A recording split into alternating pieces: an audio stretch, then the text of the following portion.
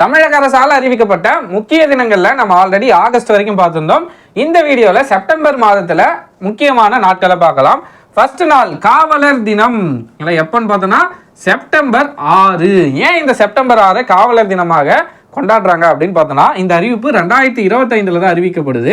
1859 காவலர் சட்டம் மெட்ராஸ் மாகாணத்தில் அப்போதான் ஏற்றப்படுது. எந்த டேட்ல? செப்டம்பர் 6. ஸோ அந்த தினத்தை காவலர் தினமாக 2025 கொண்டாட திட்டமிட்டுள்ளாங்க. ஓகேங்களா. அடுத்ததா மகாகவி நாள். ஓகேங்களா.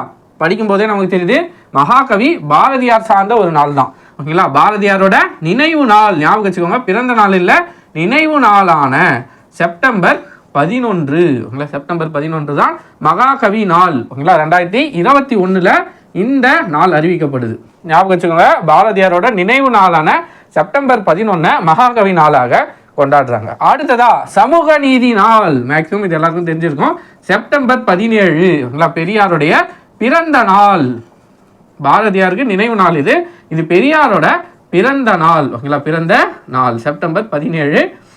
சமூக நீதி நாள் செப்டம்பர் 17. இதுவும் 2021 கொண்டாடப்படுது. அடுத்ததா தமிழ்நாடு உடல் உறுப்பு தான விழிப்புணர்வு தினம். இது எப்பன்னு பார்த்தோன்னா செப்டம்பர் 23. ஓகேங்களா. நோட் பண்ணி வச்சுக்கோங்க.